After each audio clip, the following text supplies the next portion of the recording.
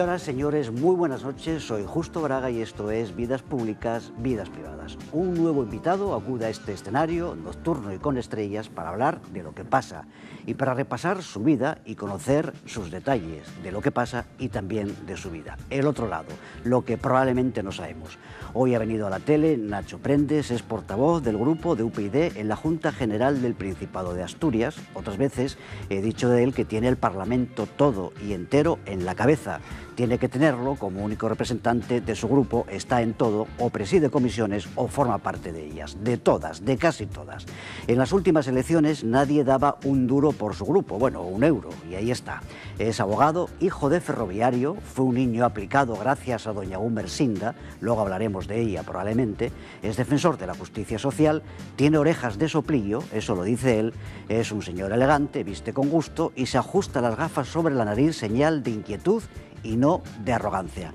Nacho Prendes, muy buenas noches, gracias por venir. Muy bien, muchas gracias por invitarme. Y tenemos que hablar de actualidad. Lo más reciente, lo último, es respecto a los presupuestos generales del Estado que ha presentado el gobierno de Mariano Rajoy, donde Asturias sale perjudicada en esos presupuestos. Pregunto. Yo creo que sí, desde cualquier punto de vista, ¿no? Pero sobre todo desde uno fundamental, que es un análisis cualitativo de esos presupuestos, porque la inversión en unos presupuestos generales del Estado, yo creo que cuantitativamente por territorializarla no tiene mucho sentido, pero cualitativamente hay una serie de infraestructuras básicas, esenciales para el desarrollo económico y la generación de empleo en Asturias, que ya han sobrepasado, en fin, cualquier plazo razonable y que nuevamente se vuelven a incumplir en estos presupuestos. No hay inversión ninguna, por ejemplo, para algo tan importante como los accesos al puerto del Musel, una inversión mínima de 100.000 euros, que es prácticamente nada. La autovía del suroccidente desaparece completamente de estos presupuestos, y las inversiones para cosas tan básicas, esenciales para Asturias como la autovía del Cantábrico o la variante de Pajares, pues son unas inversiones escasas que, desde luego, lo que nos anuncian ya es que los últimos plazos comprometidos por la ministra de Fomento nuevamente se van a incumplir. Desde ese punto de vista, yo creo que son unos presupuestos perjudiciales para Asturias. Y más concretamente, actualidad de Asturias, en las últimas fechas, usted ha anunciado que daría por roto el pacto con el Partido Socialista si no se cumplía con algunos compromisos. No, nosotros lo único que hemos dicho es que nos atendremos al documento que tenemos firmado con el Partido Socialista. El Partido Socialista y UPyD firmaron un acuerdo de legislatura, no un mero acuerdo para una investidura, para un momento puntual. Era un conjunto de medidas, un programa completo a desarrollar en los 3 años de legislatura, y es esencial y fundamental un punto como es la reforma electoral.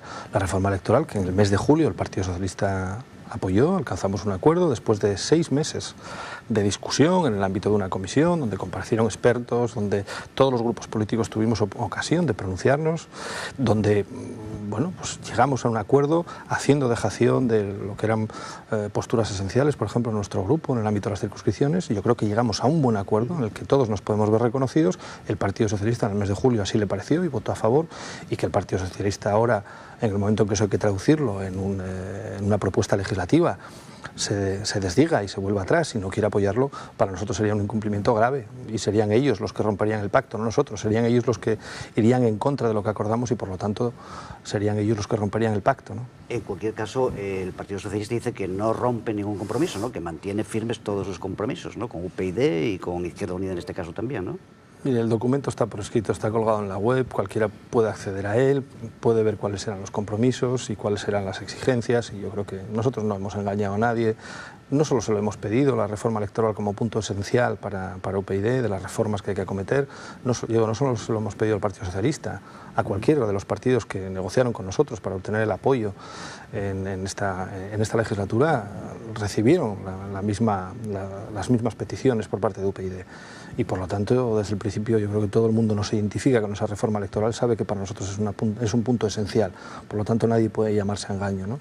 Utilizar el consenso, digamos, como coraza inmovilista contra este cambio y para seguir manteniendo esta ley electoral injusta, nosotros no lo vamos a admitir. Pero tan importante es esa reforma electoral para UPyD como para poner, bueno, en riesgo la gobernabilidad de Asturias, ¿no? Porque su voto es decisivo. No es importante para UPyD, no es importante para UPyD, es importante para los ciudadanos.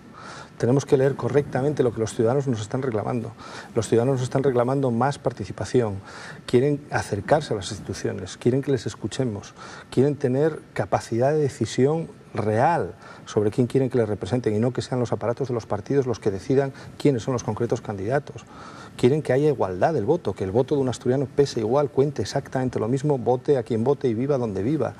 Quieren que los partidos políticos seamos democráticos, que se elijan por primarias quienes vayan a ser los candidatos de los partidos. Eso es lo que quieren que se utilicen todos los mecanismos legales posibles para propiciar la participación. En definitiva, quieren posibilitar recuperar parte del control sobre la política, recuperar el control de las instituciones que ahora en buena medida está exclusivamente en manos de los aparatos de los partidos. Yo creo que esto lo quieren los ciudadanos y a todas esas peticiones, a todas estas demandas de la sociedad, es a las que da respuesta esta ley electoral. Por lo tanto, no es importante para UPyD, ni nosotros vamos a obtener un rendimiento electoral significativo en absoluto. Quien lo plantee desde ese punto de vista estará tratando de engañar a los ciudadanos. Es importante para los ciudadanos y es importante para regenerar este sistema político que es urgente y es imprescindible en este momento.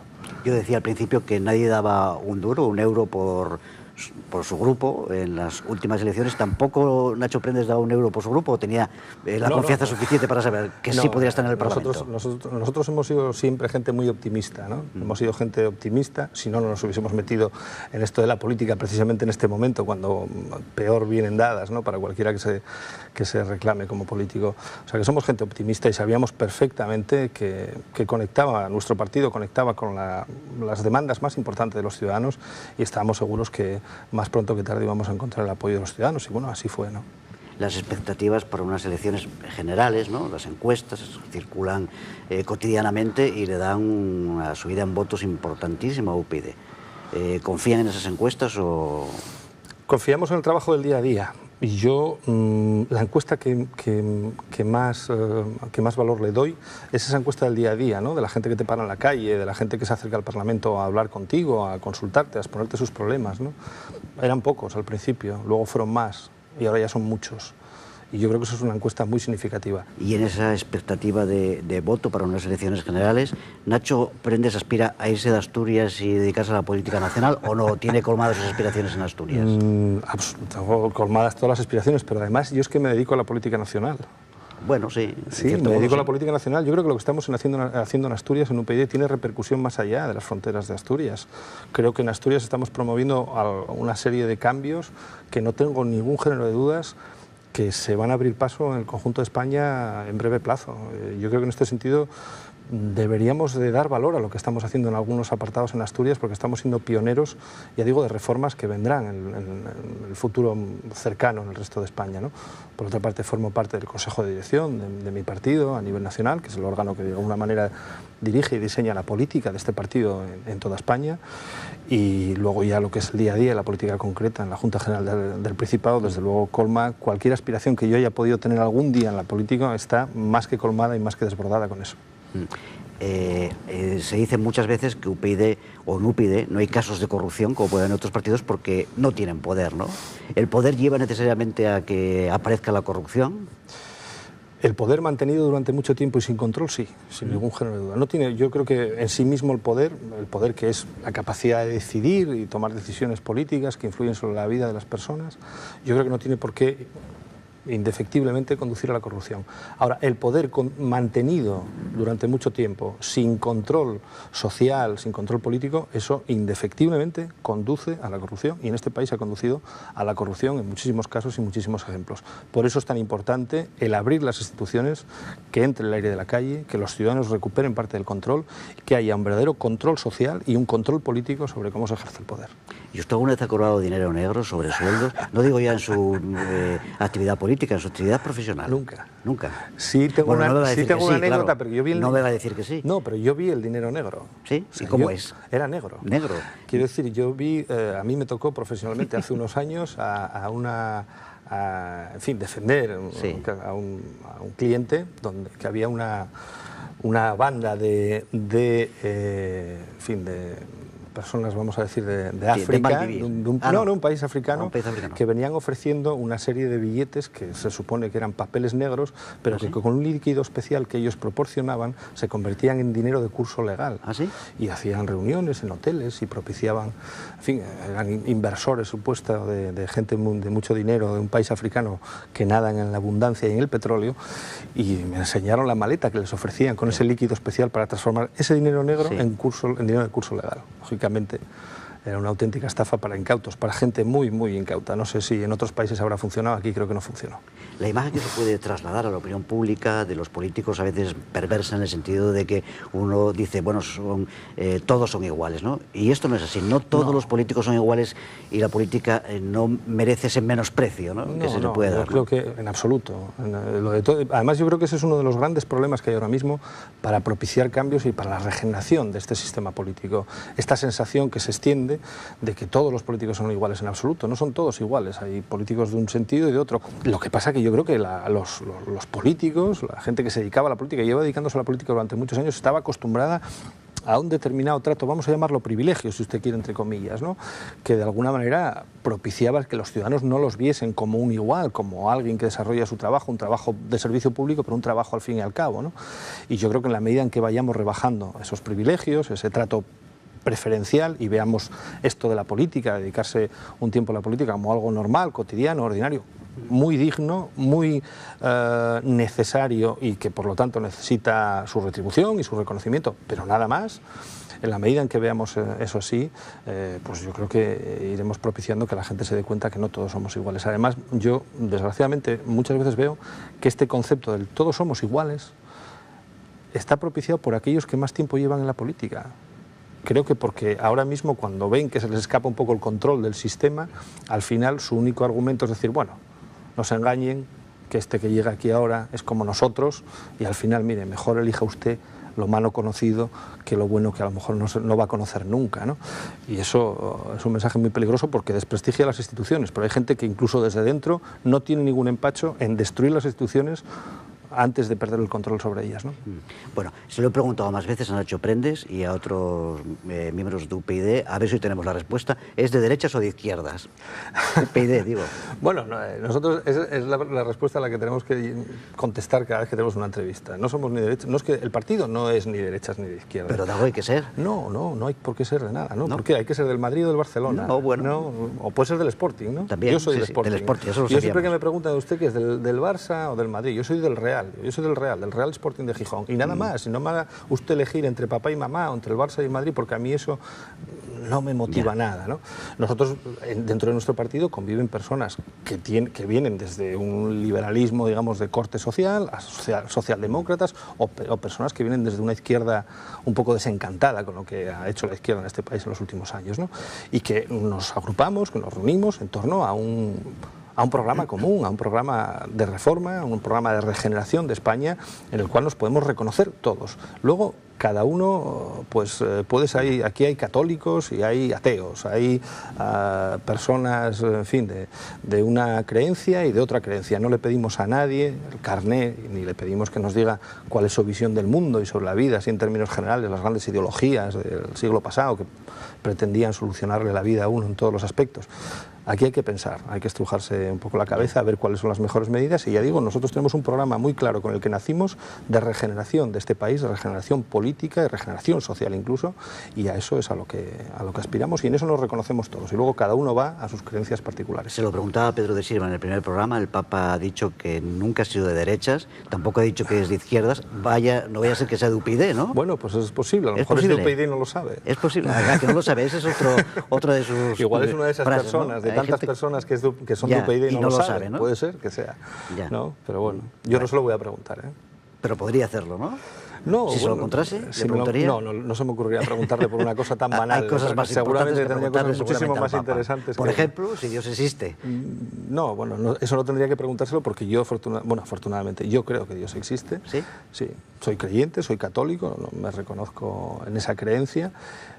pero seguramente que tengo muchas cosas que preguntarles, muchas cosas de por dónde van los nuevos aires y los nuevos tiempos en la Iglesia, que son muy necesarios. Creo que este Papa ha levantado una expectativa importante, de momento con gestos, pero con gestos que son muy simbólicos y muy importantes, que yo creo que para recuperar la ilusión y la esperanza en mucha gente que había perdido su confianza en la Iglesia y en la Iglesia católica, yo creo que es un principio muy importante. Veremos a ver si eso se traduce en cosas más concretas. Rosa Díez es casi la inventora de UPyD, casi. Es la mater amantísima, la lideresa. Nada se hace en UPyD sin que ella diga sí o no. No, eso será una imagen que le interesa a mucha gente, no es cierto, pero a mí también... Hola, buenas noches. Hombre, pero si estamos otra vez en directo, igual que el otro día. No acostumbro a esto de ya, lo de las luces y eso, ya lo sé, pero estamos en directo. autopista en dirección contraria. Claro, bueno. Ya, todas las luces, los focos. Pero ya sabemos lo del servicio. Noches. Buenas noches, ¿qué tal? ¿Qué tal? Don Ignacio. Hombre, buenas Don noches. Ignacio. Es que no me gusta que Nacho. Lo de Ignacio no, pero Seca, José sí. Ignacio, ¿quién le puede llamar José Ignacio? Su madre, ¿no? Mi madre me llama se José enfada. y mis hermanas. José Ignacio, ayúdate yo. No, efectivamente. Si no me llama José, pero cuando se enfada Ya. y cuando está enfadada me llama José Ignacio. ¿Otra carta para mí? Sí, un sobre. Un sobre. De Rosa Díez. De Rosa Díez, no puede ser. Qué Uy, casualidad. Esto de los sobres hay que tener cuidado. Pero de Rosa Díez, sí. Vamos a ver, espera. Vamos a ver. Y a ver qué llegue. O sea, vamos a ver Sabía qué- que estábamos aquí, o sea que Sí, lo es sabía. fácil. Uy, Sábelo todo. Uy, no, esto no Ah, puede ser. No lo vamos a hacer. Después. ¿No? ¿Puedo hacer una pregunta? Al final, bueno, a si don lo Ignacio? quieres, sí, como siempre. Sí, por mí, no tengo ningún A problema. ver, Rosa Díez en confianza. ¿Ustedes cómo la llaman? Rosina, Rosy.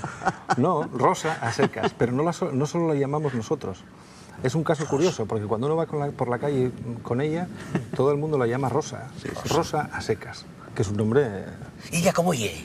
Así. pues delgada, rubia, No. cariñosa, Cariñosa. sí, simpática, cercana, no sé. No. ¿De qué equipo llegue? ¿Del Oviedo como yo no?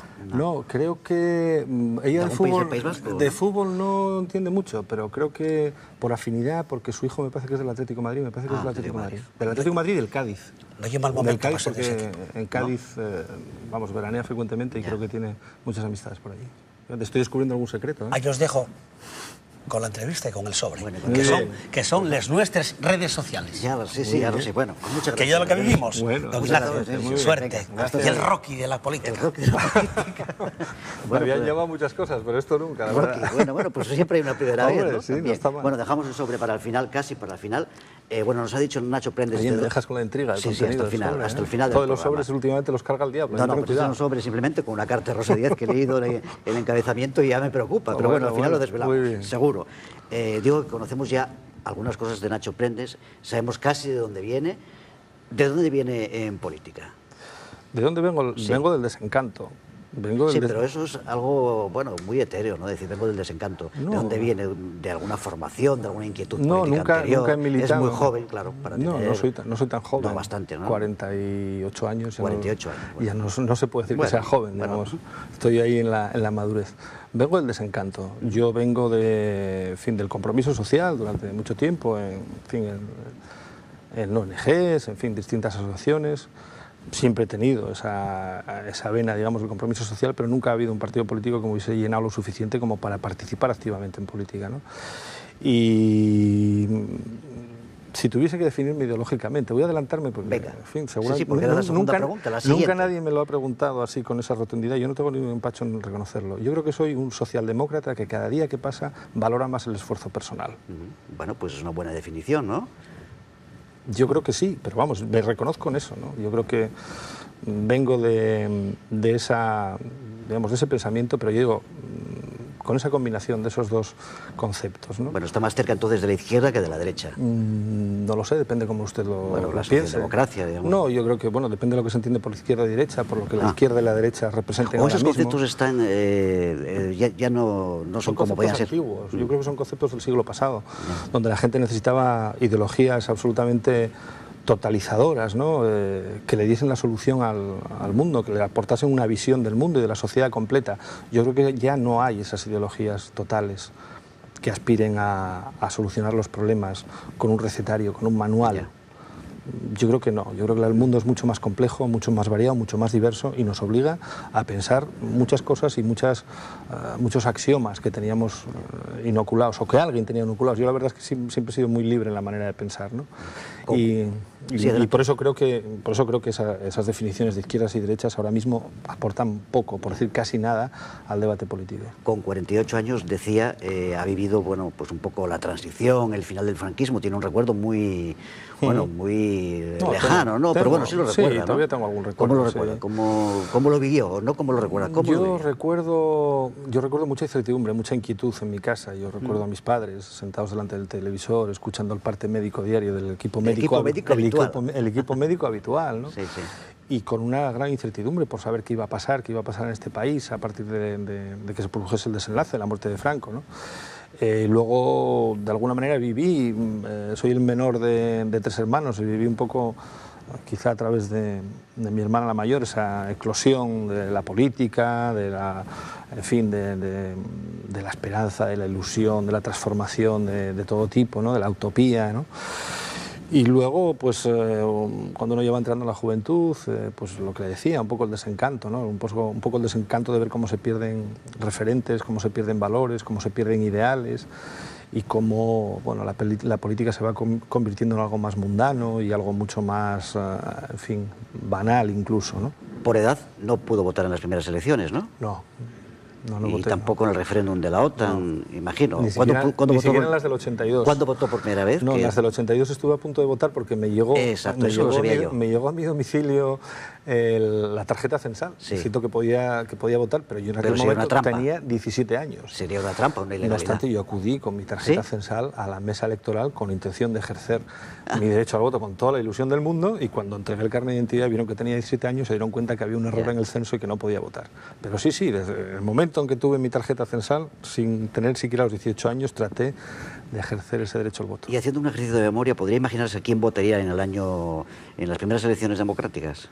¿A quién voté? ¿A quién votaría en las primeras elecciones? ¿A quién hubiese votado? ¿A quién hubiese votado, exactamente? Año 77, en las posteriores del 82... Es muy difícil seguramente hacer una traslación. ¿Pero por dónde iba su inclinación ideológica o política? Yo tenía... ¿Cuántos años? En el 70... ¿Estamos hablando del ¿77? 77. Bueno, tendría 12 años. No, entonces no podríamos. 12 o 14 años. ¿Cuándo empieza a tener conciencia política o social? ¿no? Yo creo que en la última etapa del instituto probablemente ya, y en la facultad, desde luego, desde el primer curso, fui delegado de curso, bueno, de esas personas que estábamos ya con inquietudes políticas y demás, ¿no? Pero bueno, no sé, sería un ejercicio de traslación hacia atrás que sería difícil, pero seguramente que si hubiese podido votar en el 77, en el 77, 78, UCD, más bien el Partido Socialista Popular de Tino Galván. PSP. Seguramente que hubiese estado muy próximo a lo que en aquel momento podía representar ese Partido Socialista Popular. Nacho Prendes ya lo sabe todo el mundo porque lo dice con frecuencia y además lo dice con orgullo, es hijo de un ferroviario. Sí, eso marca carácter, eso es otra historia, ¿no? Te da otra visión del mundo, ¿no? Eso, si hablábamos antes de las ideologías totalizadoras, seguramente que la visión del mundo te la aporta mucho mejor de forma mucho más clara, ser el hijo de un ferroviario que ha viajado siempre en tren. Sí. Porque eso te da una manera de relacionarte con el paisaje, con el mundo que te rodea, una visión mucho más tranquila, mucho más calmada, propicia para la tertulia, para el intercambio de pareceres, para, en fin, esas cosas, ¿no? Yo los viajes en familia además había que organizarlos con tiempo, claro. Uno tenía que someterse a una cierta disciplina, no podía salir ir y entrar cuando quería, sino que la familia tenía que organizarse, sabía que había unos horarios de tren y a ellos había que acomodarse. Eso a mí siempre me ha resultado problemático. Entonces, imagino que la Renfe llegaba tarde, como siempre, ¿no? Antes, ahora ya no. La Renfe igual no llegaba, igual ¿Pero la Renfe, FEBE? Pero la FEBE siempre era puntual. La FEBE siempre ha sido puntual. Ya. Pero sí, luego uno cuando hace un poco un ejercicio de reflexión se da cuenta que es una manera de afrontar casi la vida, ¿no? Casi como una metáfora, ¿no? Ya. Te da una manera de ver el mundo de otra forma. ¿Y ahora sigue viajando en tren? Con lo que puedo, sí. Luego Viaja mis gratis, claro, con el hijo de No, ferroviario. ya no, ¿Ya no? ya perdí el kilométrico, aquel kilométrico que me acompañó durante los años de carrera a Oviedo, Sí. que era con el que viajaba y tal. Claro, el momento que uno ya se independiza y Ya. en fin, ya es mayor, me parece que a partir de los 21 años ya No se puede viajar tenías gratis derecho por al ser hijo de kilométrico. ferroviario, Antes ¿no? por ser hijo de ferroviario sí viajaba gratis, en Ya. tren. Bueno, ¿y qué pasa con...? Privilegios de ser hijo de ferroviario. Exacto, sí, sí. ¿Y qué pasa con los trenes y con Asturias, no? Porque esto no Es un termina nunca, desastre. esto es de hace 2 siglos. Es un desastre. La política ferroviaria en Asturias en los últimos 15 años ha sido un desastre. No hemos sido capaces de completar lo que es la variante de Pajares, no hemos completado. Fíjese, yo creo que en Asturias, perdón, en Gijón lo que se ha hecho ha sido ir hacia atrás, ¿no? Hemos sacado la estación del ferrocarril que teníamos en el centro de la ciudad y en una ventaja enorme, la hemos desplazado hacia una zona no tan central, con lo cual ha perdido viajeros, se ha destrozado la entrada a la ciudad de Gijón, no hay perspectiva de cuándo eso se vaya a mejorar, tenemos la ciudad excavada con un metrotren, con un túnel que salvo refugio antiaéreo y excursiones para los roedores, creo que para otra cosa no sirve. En fin, creo que se ha hecho un desastre de planificación. Ya fue un desastre de planificación las 2 estaciones que en su día se construyeron en Gijón, con lo que fue un disparate. Hay cosas también como el soterramiento de las vías en el Nalón, en Langreo, que está en una fase todavía muy incipiente. En Avilés, sacar esa barrera que divide el puerto de lo que es la ciudad y que, bueno, que ha causado bastantes problemas en Avilés, todo eso está paralizado. O sea, quiero decir que la política ferroviaria en Asturias ha sido un pequeño desastre. A juzgar por los presupuestos del próximo año, el AVE no va a llegar a Asturias, No, de no momento lo sé, no. si en los próximos 50 años o 60. No lo sé, veremos, pero desde luego en un horizonte muy próximo no lo vamos a tener. Eso yo creo que, en fin, con estos compromisos presupuestarios está clarísimo, ¿no? Toni Cantó es un personaje extraño, raro, es que se hizo un verso libre No, en UPyD. es una persona muy cordial, muy sencilla, muy normal y además es una persona que creo que tiene un valor especial porque es una persona que está dispuesta a arriesgar, que ha abandonado una posición muy cómoda como personaje público, como actor, en fin, que bueno, puede tener una vida nada controvertida, ¿no? Sino todo lo contrario, y sin embargo se ha implicado en política, empezó implicándose en política a nivel municipal, en su pueblo, en Madrid, como concejal de su pueblo y en Madrid, y para dar idea de que no es ningún advenedizo en la política que venga a buscar focos. Un paracaidista. No es nada de todo esto. Y ya digo, es una persona, en fin, que se atreve a opinar, a dar su opinión. En unas ocasiones puede acertar, en otras puede equivocarse, pero hoy en día, con tanta gente que se dedica a navegar por ahí con todas las aguas redes y con todos los vientos y tal, y con todo él esto, es una persona que se compromete y que arriesga, y yo creo que eso, viniendo donde él viene, de su mundo, tiene un valor especial. Ha caído un poco en esta confusión de las redes sociales, como todos, ¿no? Porque Bueno, es realmente delicado, ¿no? Este asunto yo creo que de las redes sociales. Hay que tener cierta cautela a veces, Sí, ¿no? yo creo que hay que ser escribe- yo soy bastante más cauteloso, él en ese sentido es mucho más impulsivo, ¿no?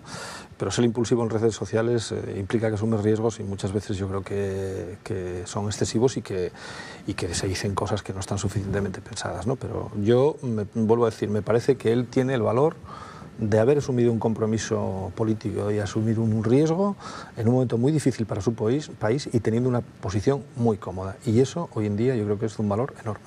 Y sinceramente, a Nacho Prendes le preocupa lo que dicen los periódicos sobre lo que él dice, quiero decir.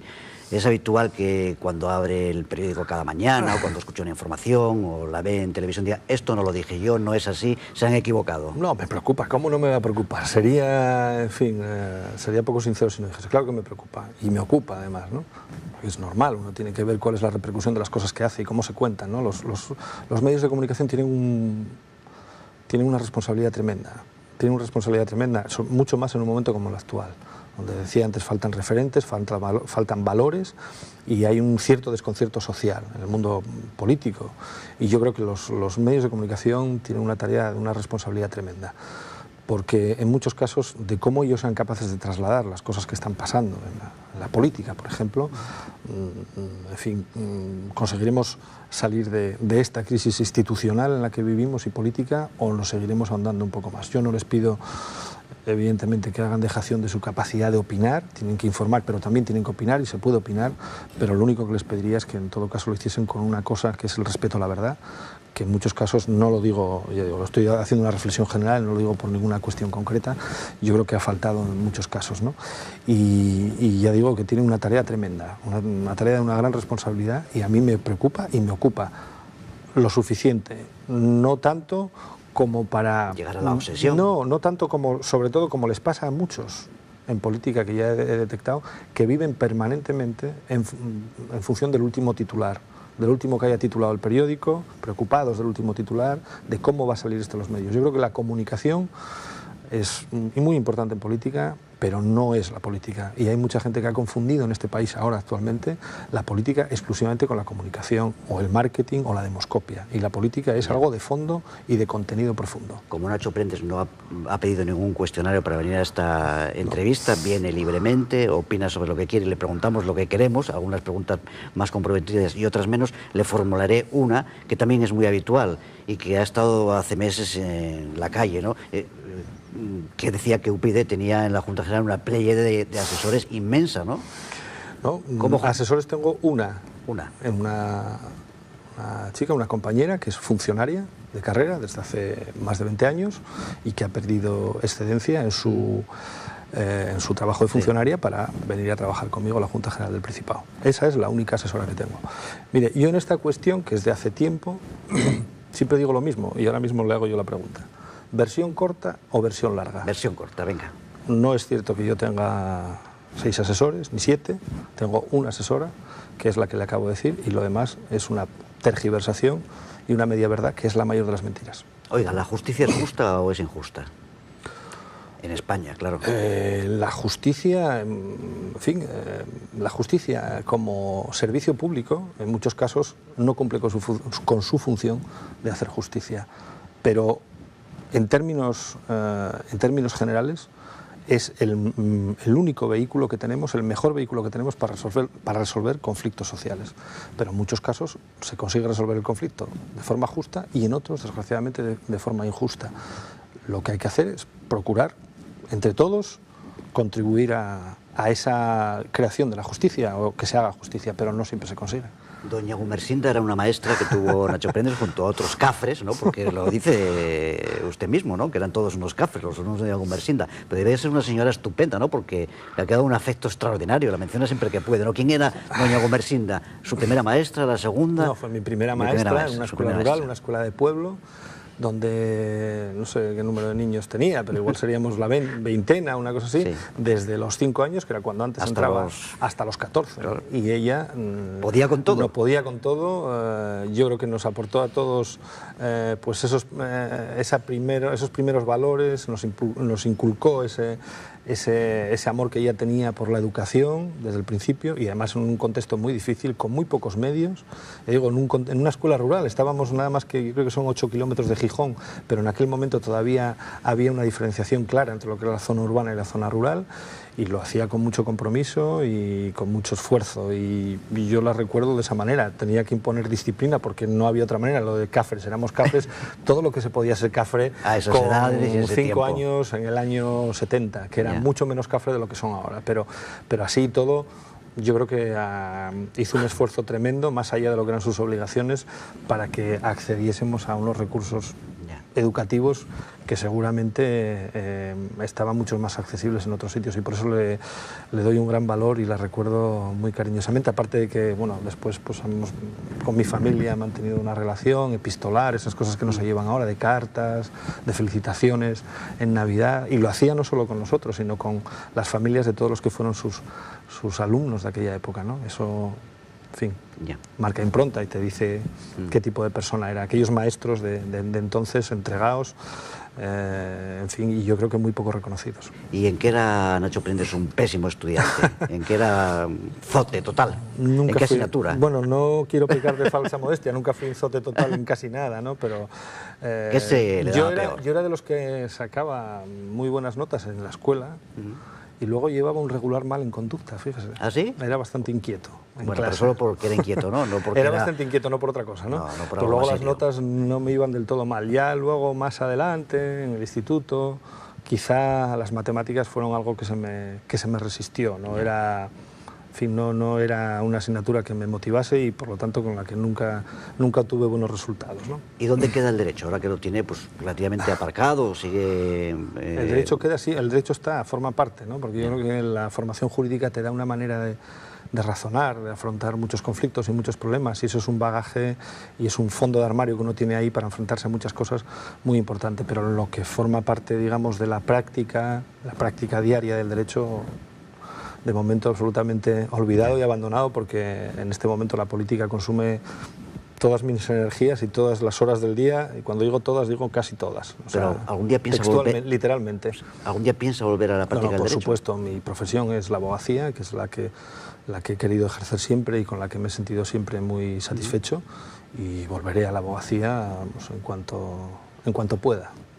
En cuanto le deje la política, ¿no? En cuanto me deje la política. Exacto, no en cuanto le abandone la política, sino en cuanto le permita. No, yo creo que uno tiene que irse antes de que la política le abandone a él, ¿no? Uno tiene que saber marcharse y desde luego yo estoy en esto para irme en cuanto sea posible, en cuanto, en fin, algún compromiso que uno ha adquirido se vea completado. La idea es volver a lo que ya digo que es mi profesión, que es la profesión de abogado, y desde luego quien espere a que la política le abandone a él para dejar la vida política o la vida pública se está equivocando importantemente. ¿El presidente Rajoy ha mentido a los españoles? Sí, reiteradamente. No una vez, sino más de una. No, reiteradamente. La última y de forma bastante grave el 1 de agosto. Aún miente entonces, en consecuencia, ¿no? Bueno, hay mentiras continuadas, ¿no? Hay una cosa en derecho que se llama el delito continuado, que se inicia en un momento, pero que su comisión permanece a lo largo de un lapso de tiempo. Yo creo que en este caso el Partido Popular y Mariano Rajoy vive en una mentira continuada. ¿Y cuándo saldremos de esta crisis? Si es que salimos, que no lo sé. Yo creo que el lapso temporal, o sea, el momento temporal de cuándo se va a producir, nadie lo sabe. Lo que estoy seguro es que no vamos a salir de esta crisis si no nos decidimos a acometer profundas reformas estructurales en el ámbito territorial, político, en el ámbito de nuestro sistema político, y también reformas económicas, pero las tres a la vez. Si alguien cree que vamos a salir de esta crisis simplemente cuadrando unos números en un cuadro macroeconómico que puede quedar muy bien en los ámbitos de los mercados o, en fin, en lugares así de etéreos, se equivoca radicalmente, y yo creo que no hace un correcto análisis de qué tipo de crisis estamos atravesando. Yo creo que esto es una crisis de consecuencias económicas, pero que tiene una raíz política, netamente política y institucional. Y hasta que no acometamos las reformas institucionales y políticas que hacen falta, no saldremos tampoco de la crisis económica. De todos modos, ¿quiénes han sido los culpables? Hay que señalar algún culpable. Yo creo que la raíz está en... Hay culpables, en fin, la culpabilidad está bastante repartida, sí, ¿no? Si hablamos en el ámbito económico, en fin, lo que fue la relajación de los controles sobre la liberalización excesiva de los flujos financieros, la expansión crediticia, en fin, todas cosas que efectivamente son así, que nos quedan muy lejos, pero luego hay culpables ciertos en España, ¿no?, de lo que ha pasado en este país en los últimos 15 o 20 años, donde hemos desaprovechado una oportunidad histórica de promover un desarrollo económico sólido y eficiente, ¿no? Se ha optado, tanto el Partido Popular como el Partido Socialista, que yo creo que en la política económica que han desarrollado en los últimos 20 o 25 años ha sido muy pareja, muy similar, han optado por lo fácil, que era la burbuja inmobiliaria, la expansión inmobiliaria, que era la que proporcionaba unos ingresos fáciles.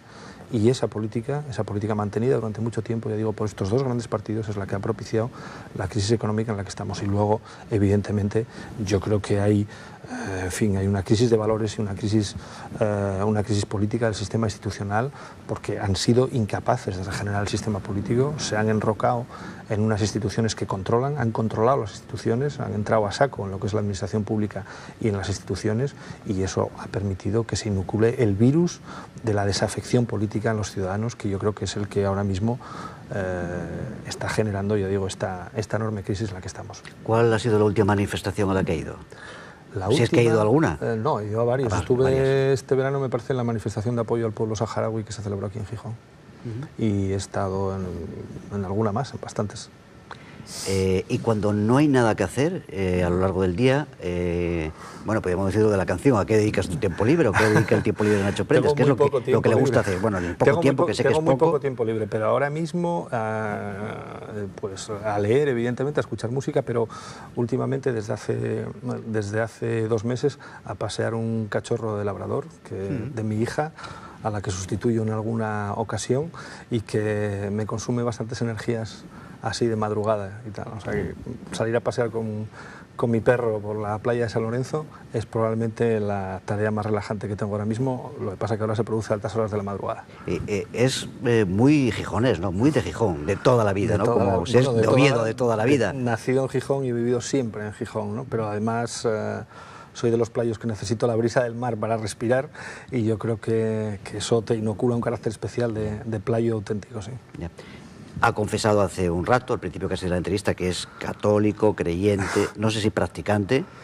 Yo creo que católico practicante en la medida en que uno lo puede ser, de forma, en fin, seguramente que no todo lo que debería, con toda la, en fin, la intensidad que uno debería ser, ¿no? Yo siempre digo que soy católico por tradición y cristiano por convicción, y cuando uno es cristiano solo se puede ser si es practicante. Ya. Católico uno puede ser simplemente si lo considera como la pertenencia a una iglesia o la práctica de determinados rituales.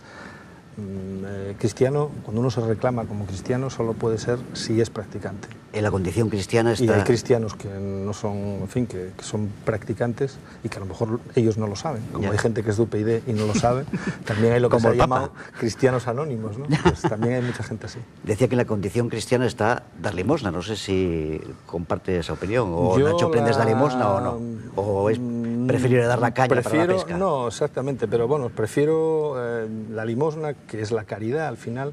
Yo creo que sirve para cubrir los huecos que deja la justicia, ¿no? Prefiero hablar de justicia social más que de caridad y de limosna, porque cuando hay que llegar a la caridad o a la limosna es que ha fallado algo, o bastantes cosas antes. Por lo tanto, prefiero más hablar de justicia social que de limosna o que de caridad. ¿Y en qué le gusta a Nacho Prendes romper las reglas? ¿En conducir a más de velocidad de la permitida? ¿En fumar donde no se puede? Que no sé Nunca si he fumado o no. No hablemos de ello porque no casi soy está fumador, prohibido. Pero no sé. romper la norma de la circulación alguna, aparcar donde está prohibido. Sí, Confiese. ¿para qué nos vamos a engañar? Sí. Tengo multas, no tengo muchas, pero sí tengo alguna que otra multa. Sobre todo el exceso de velocidad, reconocer que es algo que últimamente practico demasiado. Debería llevar un ritmo de vida también en la carretera más moderado, pero hay veces que el querer estar un poco en todo le obliga a uno a esas pequeñas infracciones, solo son pequeñas, nada más. En las redes sociales, UPyD son geniales, ¿no? Lo dominan completamente, ¿no? Efectivamente, Nacimos ¿no? en las redes sociales. Si no hubiese existido en las redes sociales, este partido no existiría. ¿No hubiese existido, de verdad? Nacimos en las redes sociales. Yo me incorporé a una plataforma que se llamaba Plataforma Pro, porque se quiso dar un tono positivo, ¿no? Una plataforma que nació en la red de forma digital, y en la cual nos agrupamos gentes de toda España que no nos conocíamos de nada y que conectamos a través de esa Plataforma Pro, y que yo acudí a Madrid el 27 de septiembre del 2007, está muy reciente nuestro 6º aniversario, el domingo lo celebramos, sin conocer absolutamente a nadie de las otras 150 personas que concurrimos aquel día en Madrid para fundar este partido. Y eso no hubiese sido posible si no hubiésemos podido estar en contacto previamente en las redes sociales. Creo que, siempre lo hemos dicho, somos el primer partido del siglo XXI, y eso significa que las redes sociales han sido nuestro principal soporte, y ahora es un mundo que conocemos y que usamos porque creo que es la comunicación que viene y que nos permite llegar a mucha más gente con mucho menos recursos que son los que tenemos, ¿no? ¿Qué odia Nacho Prendes de la televisión? ¿Qué cosas odia? Si es que odia algo, no lo sé. Odio a algunos programas que me voy a callar, no lo voy a decir. ¿Pero que tienen un tono? Sí, como... tienen ese tono, ese tonillo de portera desatada, ¿no? Que se decía antes, ¿no? Estos programas de porteras que ahora ocupan el prime time. Mire, yo crecí, siempre pongo este ejemplo. Yo cuando llegaba de la facultad veía Retorno a Brideshead, ¿Ah, sí? Arriba y Abajo, o me acuerdo de una serie de televisión que era Ramón y Cajal, protagonizada por Adolfo Marsillac, y eso es lo que se veía en la televisión española a las 4:30 de la tarde, que era cuando yo, después de venir de la facultad, comía y me sentaba un poco a descansar. Y ahora lo que se ve no tiene nada que ver. Lo que ven mis hijos en la televisión es algo completamente distinto. Ya. O sea que, quiero decir, yo se lo pongo muchas veces de ejemplo porque a ellos les parece increíble, ¿no? Sí, sí. En fin, la verdad es que ahora también los chavales tienen tanto que hacer que la televisión por la tarde no era como nosotros, que veíamos La Casa del Reloj y veíamos más cosas, ¿no? Pero quiero decir, esa es la comparativa. para que nos demos cuenta del uso que hemos hecho de la libertad, porque no existía en aquel momento libertad de televisión, libertad de antena, y por lo tanto había dos cadenas, ¿no? La 1 y el UHF. Pero se puede usar, exactamente, la 1 y la UHF que llegó cuando llegó, ¿no? Que llegaba tarde, y en Asturias no se veía en todas partes. No se veía en todas partes, ¿no? Y había la carta de ajuste y cerraba la emisión y tal. Pero cuando yo llegaba a mi domicilio de la facultad, y no estoy hablando de hace tantos años, lo que los ciudadanos teníamos a nuestra disposición era eso. Los Estudio 1, las telenovelas, con clásicos, ¿no? Todavía me acuerdo, pues me acordaré siempre, ¿no? De la famosa 12 hombres sin piedad de Estudio 1. Aquello era, vamos, es que era una... Grandes actores que yo creo que todos han muerto, tengo la impresión, ¿eh? Prendes, Sancho Gracia, bueno, menos Pedro Sinaga, que aún vive, ¿no? Pero el resto... Pues los demás seguramente. José Bódalo, geniales, ¿no? Bueno, estaban todos allí prácticamente, ¿no?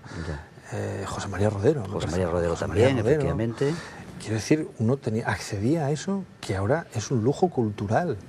Ahora es un lujo poder presenciar una obra de teatro como esa a las 10 de la noche sentado en el salón de tu casa, ¿no? Bueno, tenemos internet que podemos piratear las películas, ¿no? Las pirateamos. No, yo no es que las piratee, es que no sé ni cómo se accede a esas, a esas luego páginas, se lo cuento pero yo. bueno, ya si me dice ya... Estamos terminando, bueno, le voy a enseñar lo que dice, pero se lo digo después, una vez terminada la entrevista. Después, se lo digo después, para que pero quede... es una carta, ¿no? Sí, es una carta de Rosa Díez, pero para mí, es para mí, no es para Rosa Díez, pero yo se lo puedo, luego la comparto con usted. Vamos a dejarlo aquí. Muy bien. Y yo le agradezco mucho a Nacho Prendes que haya estado también en este programa, en esta versión televisiva de Vidas Públicas, Vidas Privadas, y espero que venga en alguna otra ocasión, si ha estado contento en esta. Pues he estado contento y muy a gusto. Vamos, lo hace muy bien el anfitrión, la verdad, que propicia el que uno se suelte la lengua, y yo creo que eso es muy bueno, ¿no? Eso, en fin, es lo bueno de estos programas, que uno tenga la capacidad de hablar con toda la naturalidad del mundo, y eso es el mérito del director de este programa. Y de los invitados. Muchas gracias, insisto. A ustedes, buenas noches. Les esperamos la próxima semana con otro invitado en un nuevo capítulo de Vidas Públicas, Vidas Privadas.